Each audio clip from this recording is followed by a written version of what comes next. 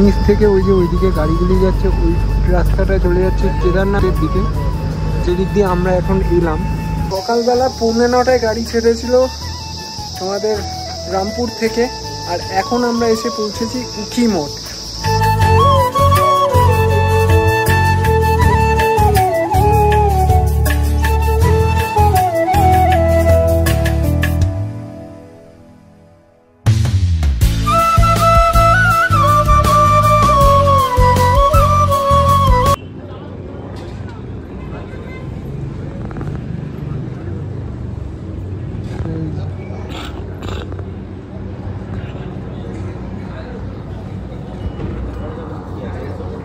এখন বাজে ঘড়িতে সকাল 9:45, আর আমরা এখন যাচ্ছি রামপুর থেকে পিপলকোটিতে।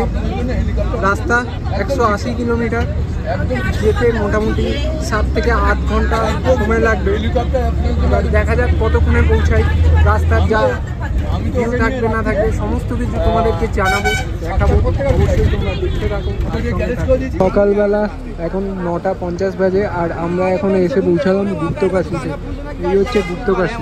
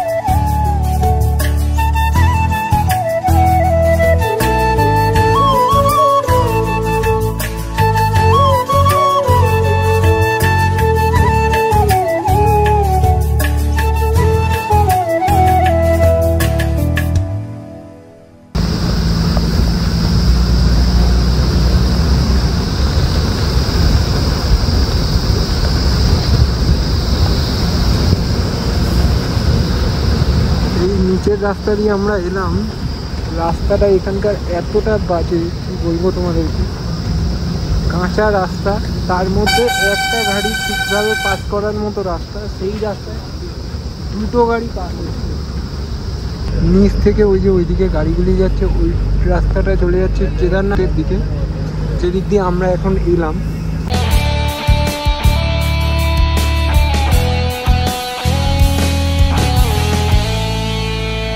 মাঝখানের একটা রাস্তা থেকে একদিকে যাচ্ছে কেদারনাথের রাস্তায়, আর এই যে উপরের দিকে যে রাস্তাটা আছে ওইটা কিন্তু বদ্রীনাথের দিকে চলে যাচ্ছে। এখান থেকে বদ্রীনাথের ডিস্টেন্স 178 কিলোমিটার।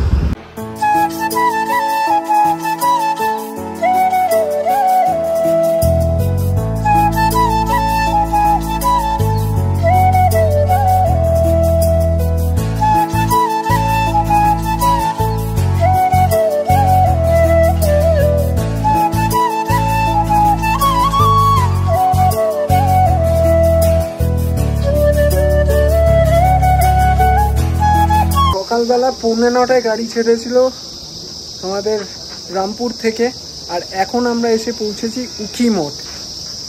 এইটা হচ্ছে উখিমঠের এরিয়া। এইখান দিয়ে একটা নদী দেখা যাচ্ছে, জানি না কতটা ভালো করে তোমরা ক্যামেরায় বুঝতে পারছো, বাট একটা নদী, কিন্তু পাহাড়ি নদী দেখা যাচ্ছে। তো এখানকার ভিউটা জাস্ট তোমাদেরকে দেখাচ্ছি, দেখো। এই দিকটা হচ্ছে, এই যে এই দিকটা দেখতে পাচ্ছ, এটার ওই ওপরের সাইডে হচ্ছে চোপতা ভ্যালি, আর এই এরিয়াটা হচ্ছে উখিমঠ।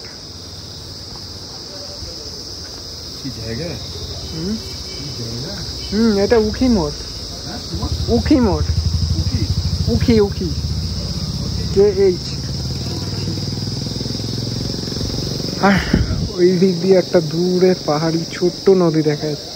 জাস্ট দেখো, জানি না তোমরা ক্যামেরাতে কতটা ভালো বুঝতে পারছো, বাট সামনাসামনি থেকে ভিউটা অসম, জাস্ট অসম। রামপুর থেকে আমরা 55 কিলোমিটার অবধি এসেছি। উখিমঠের ডিস্টেন্স হচ্ছে 55 কিলোমিটার। এখনও প্রায় 160-65 কিলোমিটার মতো বাকি আছে রাস্তা। তো যেতে আরও মোটামুটি 6-7 ঘন্টা তো লাগারই কথা। দেখা যাক কতক্ষণে কি পৌঁছাতে পারছি। আর রাস্তার ভিউ তো অসাধারণ, তবে কেদারনাথের থেকে রাস্তা ভীষণ খারাপ, কাঁচা রাস্তা, অর্ধেক জায়গায় ওয়াটার ক্রসিং। আর তার থেকেও বড় কথা হচ্ছে যেখানে একটা গাড়ি পাস হওয়ার জায়গা সেইখান দিয়ে দুটো গাড়ি পাস হচ্ছে, তখন ভয় লাগছিল।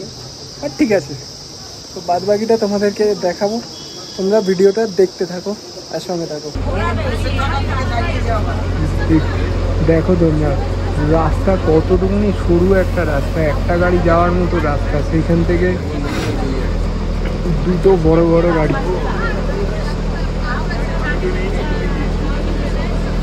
এই রাস্তা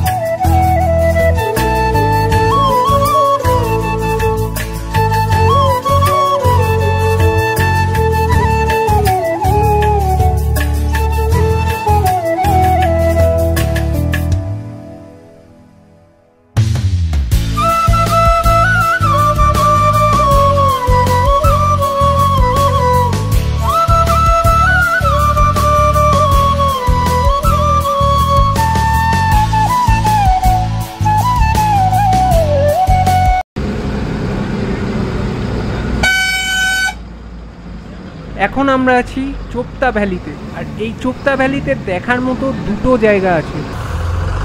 একটা হচ্ছে চোপতা ভ্যালির ভিউ পয়েন্ট, সেটা হচ্ছে এটা একটা সবুজ পুরো ভ্যালি আর দূরে পাইন গাছের জঙ্গল। এই জায়গাটা অপূর্ব লাগছে, এত সুন্দর লাগছে বলে বোঝাতে পারবো না তোমাদের। এই জায়গাটাকে তোমরা ক্যামেরার মাধ্যমে কতটা ভালো করে বুঝতে পারছো আমি জানি না, কিন্তু সামনে থেকে দেখতে অপূর্ব লাগছে। এটা কোনো বিদেশের কোনো একটা জায়গা, অপূর্ব লাগছে জায়গা।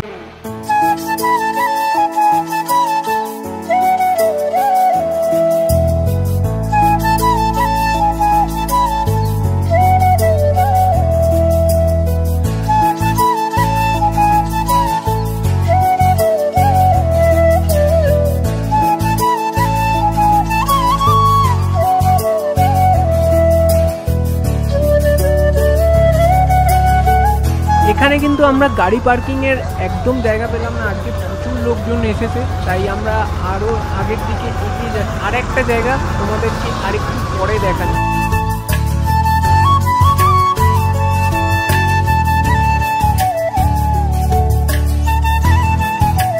এখন যে গেটটা দেখতে পাচ্ছ তোমরা, এটা হচ্ছে তুঙ্গানাথ মন্দিরের গেট। তোমরা অবশ্যই কিন্তু ভালোভাবে দর্শন করে রাখো।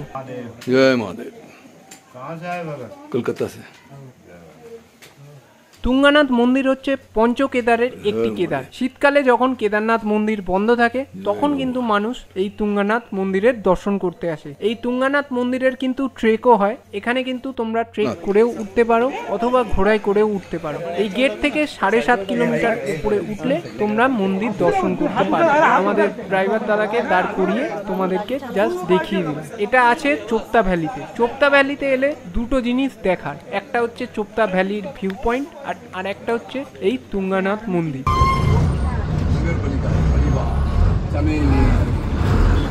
এখন আমরা আছি চামেলি গ্রামে, আর এই হচ্ছে মন্দির এখানকার।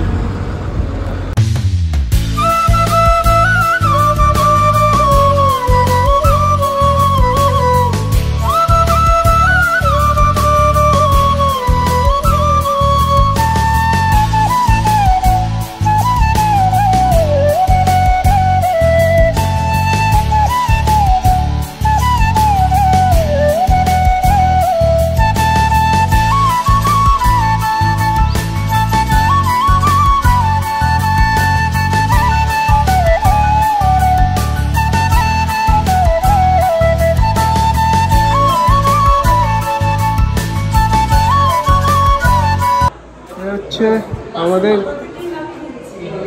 পিপল কোঠির রুম, 204 নম্বর রুম। এ হচ্ছে এদিকে একটা বেড, এদিকে ডবল বেড, আর এদিকে একটা সিঙ্গেল বেড, 4 বেডের রুম দিয়েছে। অ্যান্ড এদিকটায় হচ্ছে কিছু রাখতে চাইলে রাখতেও পারবে। আর এই হচ্ছে ওয়াশরুম, কিপার আছে, বিভাগ চলছে।